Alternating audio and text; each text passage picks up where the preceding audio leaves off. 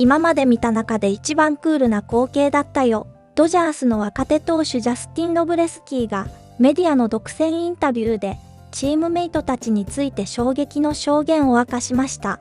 この動画では山本由伸がワールドシリーズ第7戦で見せた伝説のリリーフ登板の舞台裏、殿堂入り投手カーショーが若手から学ぶ謙虚な姿勢、そして大谷翔平の異次元ルーティンと地球上で最高の選手という生々しい証言を詳しくお伝えします。ロブレスキーが明かすドジャース内部でしか知り得ない貴重な証言に注目です。それでは日本語字幕付きでご覧ください。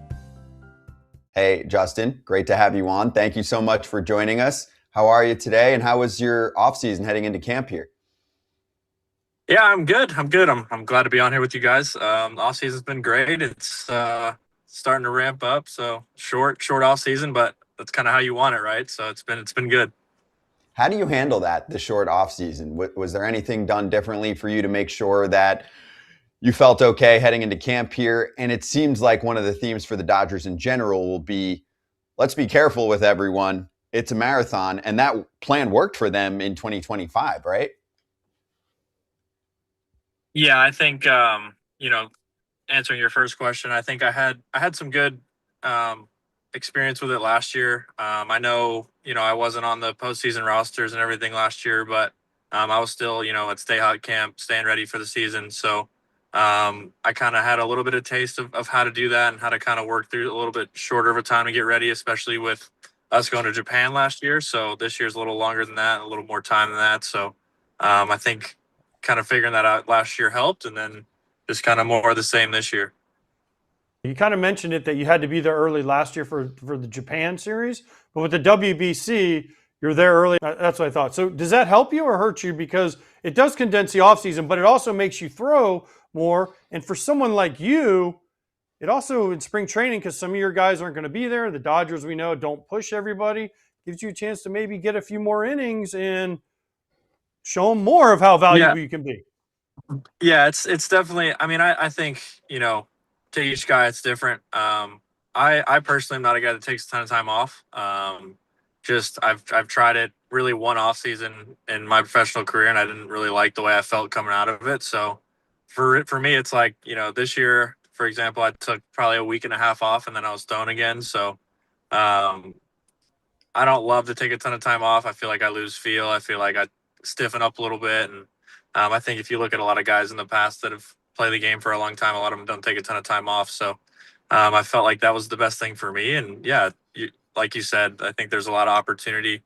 Even though we're filled up, I think for a guy like me that can kind of provide, wear multiple different hats with this team. I hope to continue to prove that I can do that. And whether it's in a starting capacity, whether it's in a long man capacity, whether it's in leverage, low leverage, whatever, I think just proving that versatility is helpful for a team like this. And I think also a lot of it with how we run things speaks to the amount of talent that we have in our organization and how good they are at developing guys. Because, you look around and pretty much everybody you see is really, really good. And a lot of guys, in our locker room and even in AAA would be getting chances with other teams.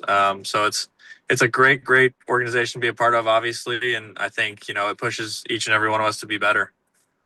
Right. When I spent most of my career in the minor leagues, people would always say, I'd rather be in the big leagues than in AAA with a World Series team. We get to ask you this. You, unfortunately, had to spend time in AAA. You just mentioned it, how good the team is, how, everything. Would you rather be on the Dodgers and know there's a chance you're going to AAA like you had last year, but the World Series, or Justin Wrobleski, third starter in a rotation for any of the other teams that doesn't quite have the best chance? Yeah, I think it's a funny question. I've definitely thought about it before. I've been asked it before, and I think you love to pitch in the big leagues. I think pitching in the big leagues is ultimately the everyone's goal and what you want to do, and obviously you get paid a little better too. So that's not bad. But I think being with this team, I think we're gonna look back 10, 15 years from now and be like, man, that was a special thing to be a part of. And not everybody gets the chance to pitch in postseason games and be a part of these, postseason runs. And, I've been a part of 2 teams that have won World Series now. So it's hard to say. I definitely wouldn't trade the rings for the world.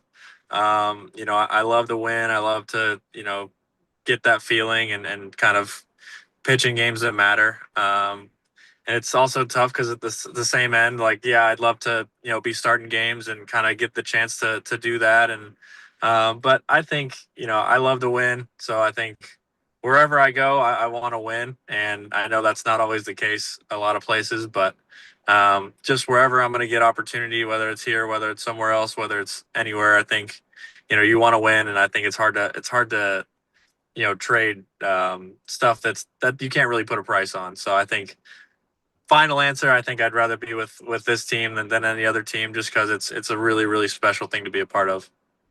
I do want to go back to the World Series because you had two really important things that you did in this World Series. One, you pitched in the 18-inning game, and you pitched in like the sixth and seventh inning, and then it went 11 innings, and you had nothing to do. So I want to know what you were doing. And then two, we used to have Andres Gimenez on here all the time. Why did you throw at him, and why did you start a fight with him? Because he's like the nicest guy in the whole world. All right, so question number one. During that game, it was kind of like, it was pretty funny because, like, after you come out of the game, honestly, for me, it's like during the game, you're fine, like, because that's kind of your realm. Like, you're kind of in control of what's going on. You're in control of your, prep and getting ready and all this and that. And, then you go on the game and you're still in control there because, like, that's what you do. That's your domain. I think for me, I like to think of it as like, I am there to perform. I'm there to pitch my best. I'm there to, do all that. And so just kind of you're in that mindset, that mode that you get into when you play. And then when you come out, it's like, there's a lot more nerves there when you come out than when you're in the game. So I was just kind of hanging with the boys, really, the crew that was there that wasn't on the roster. And we just had a great group and just kind of hanging out, watching the game, doing anything we could to try and get some runs, outfit changes, shoe changes, all this and that. And it finally ended up working. We would have won the game probably about 3 or 4 times if the marine layer wasn't so heavy that night. Like, I think Teo had a ball that was scorched. That's a home run most days. Freddie even had one earlier in the game that probably would have been a home run most days. But it was real heavy and kind of cold that night. So, like, not cold, but like LA chilly, whatever. So the ball wasn't flying as much. And yeah, but it was a really crazy experience. And then what obviously Will ended up doing in that game was crazy, and just kind of watching it all unfold was wild. That's my answer number one. Number two, obviously, once you get to someone at 2 strikes, that is the best time to throw at them. No, but like, I'm not trying to throw at anybody. My second back-to-back of my career, obviously came up as a starter. I'm sure that had something to do with it. I'm sure, World Series juice had something to do with it. And yeah, unfortunately, just had 3 go. My miss is up and arm side, and usually people get out of the way, and he tried and he didn't, and it hit him, and I wasn't trying to hit him, but he was upset, and obviously it's a heat of the moment thing. Like, you're both out there competing, and he said something to me, so I said something back, and yeah, it's just the game we love, right? Like, it's just, you're out there competing at the highest level in the biggest moments, and sometimes, I'm sure he'd probably say something similar. You just kind of black out and stuff happens, and that's the game, and that's why we love it. But yeah, obviously there's no intent there, and it's kind of crazy that it all happened on that stage, because I think that's the first time the benches have ever cleared with me on the mound or anything like that has ever happened. But that's just kind of who I am when I'm out there. I think I have to be more of like I don't know, it's hard to explain, but some guys have to be real calm. I'm kind of the opposite of that, and that's just something you learn as you play. All right, you did say that was your first back-to-back, correct? Second. I had one against Cincinnati, I believe, but I think the second part of that back-to-back was like a third or something. Okay, so take us to the end of Game 7 when Yamamoto came out and was like, Robleski, here's a back-to-back. I'll take care of this. It was the coolest shit I've ever seen. I'm excuse my language, but it was the coolest thing I've ever seen. I remember, because that game, obviously I was a little more like, if game 3, the one that went really long, like, I was nervous when I came out of the game. Game 7, it was like, oh my gosh, like, I still had a good feeling we were going to win the game, but, like the way that game happened was just, I get chills just talking about it. Like so many cool things happened, and I'm in the weight room, and in Toronto, the weight room's kind of right next to the dugout right there, in the new renovations or whatever. And so I'm I was pacing in the weight room, and I see the lights turn off, and I look up, and I was like, "Is that Yama like running in?" And it sure as hell was, and he came in, and just crazy, man. Just he's a dog. He's worth way more than what he's paid. Even if he's being paid all these millions of dollars, he's a dog. He's not like the traditional, like what you think of as like an ace type pitcher. Like he's not. He's just a special talent, man. His ability to manipulate the ball, and his ability to make pitches when it matters. And I think that was just a testament to kind of who he is as a person and who he is as a player. He's the man. And I was really, really super, honestly, not only like was it the coolest thing I've ever seen, I was just super happy for him because he deserves every moment like that, because he's just the man. And it's been fun to see him work the past couple of years. All right, you had a Hall of Famer in your bullpen in the World Series. Did you ever look over at Kershaw and go, like, how is this for this guy? Like, I get it. I've been starting in AAA. This guy's been starting in the show for decades. Like, how is he in the bullpen? And did you guys have to kind of like, hey, relax, Clayton. Like, this is a long game. Yeah, it's funny because Sheehan was the same way. She he'd be in the bullpen. I remember the first couple of games when he was down there, it was just like, for a lot of those guys that they've been starting forever, it's like a little bit of like they don't know what to do with themselves, because when you're starting, you have such a like regimented, like, I'm doing this, then I'm doing this, then I'm doing this, then I'm doing this, and then the game started, and then you're just pitching.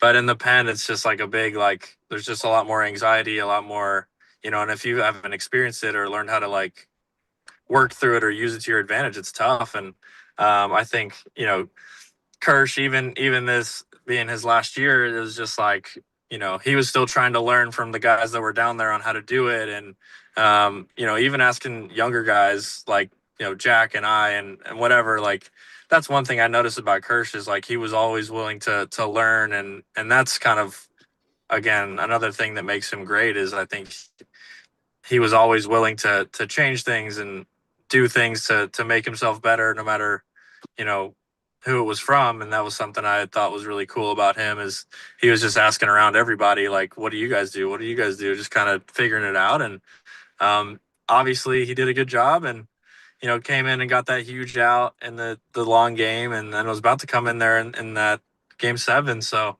but yeah, it's funny. It's a tough transition to make. I think it's easier for some guys than others for whatever reason. And but yeah, it's a crazy thing, and it was really crazy to kind of look over there and sit in the bullpen with Kersh at the end of his career, and it's just like, what is going on? Like, because you talked to me 10 years ago and say, hey, you're going to be in a World Series, and you're going to be sitting in the bullpen with Kersh, and even just being a part of I'd say one of the best baseball teams of all time in these past 2 years, and it's pretty crazy.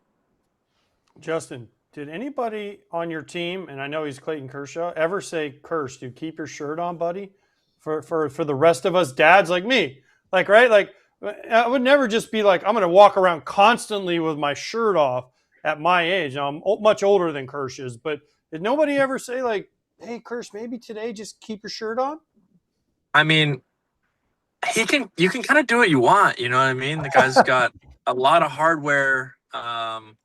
He's done a lot in this game, and he's showing it off, man. I mean, whatever it is, it works. It worked for a long time. So, you know what I mean? Maybe he's just setting an example, saying like, this is what greatness looks like. You know what I mean? But no, it's Kersh was big. Kersh was big on shirtless Sundays and all that fun stuff, and so he's a great guy to have in the clubhouse. Great guy to be around. Just super down to earth, super humble, and just a great teammate and guy that I was so blessed and lucky to play with and learn from, obviously, over these past 2 years, because him being someone that I looked up to growing up was huge. So, but yeah, he's the man. No one ever told him to keep his shirt on. I I don't think anyone in that clubhouse has the right to tell him what to do at a baseball field. That's fair. That's fair. But shirtless Sundays, I don't even want to know what that meant. So we're just going to skip over that real quick. But here's my next question. I'm not. That's why I skipped it. Okay. So we showed all your World Series highlights, and you showed all these pictures of you with the trophy, and you're hanging out with all your teammates. But you know who was missing from those photos? Shohei. Do you have a picture with Shohei? Because I was fortunate enough to get my picture with Shohei about a month ago. So do you actually have a picture of Shohei and yourself? I don't. I'm too nervous to ask him. You know what See? I mean? It's kind of tough to just be like, yo, Show, you want to take a picture right now? Like, I'm sure, being the guy he is, he'd say yes right away. But like, that guy's got a lot of things to do. He's got to go eat 6 innings and punch out 13 people, and then he's got to hit 3 home runs, and so he's got a lot to do. He's got media to worry about. He's got he's got a family, so like he's got a lot on his plate. So I don't want to bother him with a picture. When he's got so much going on. But no, I'm sure Show would be just fine if I walked up and said, "Hey, let's take a picture." But at the same time, even on I know Sunday? I was there. Do you feel like you don't do enough when you watch all the stuff that he does? I feel like that so there's certain guys, and I think, if you've been in baseball long enough, like there's certain guys that are in the weight room for 4 hours doing all this crazy stuff. And then there's certain guys that don't need as much time. And so it's like, you just have to figure out what you need to do to get ready. It's funny. I've been talking about this the past couple of days to like keep your body where you need to be. But yeah, in watching Show, you feel like, all right, well, like my job's not that hard. He's doing all this and he's the best at both of them. So, but I also think about how much fun that would be to like just know that you're the best player on earth. So it's pretty cool. He works so hard at what he does, and that's obviously part of why he's so good is he has the God-given talent, and then on top of that, he works really hard at his craft, and yeah, it's impressive to watch. It's impressive to see how he like fits everything in and weaves it, and while playing a game where you play so many games in a season, and it's impressive. It's special. It's everything you'd think of him. He's better. It's crazy. All right, Justin, last one.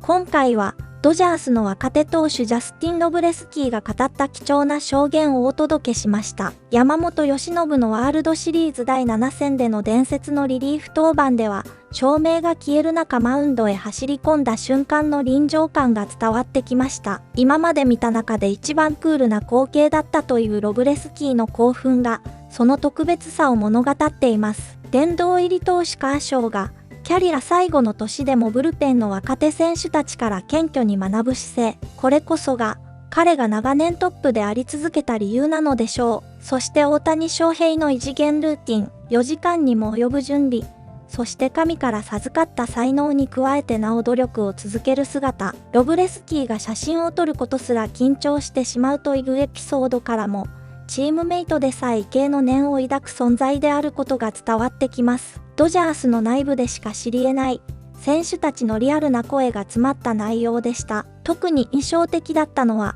大谷翔平について地球上で最高の選手と称賛し、その努力と才能を間近で見られることの幸運を語るロブレスキーの言葉でした。ご視聴いただきありがとうございました。この動画が面白かったと思ったら高評価とチャンネル登録をお願いします。また次回の動画でお会いしましょう。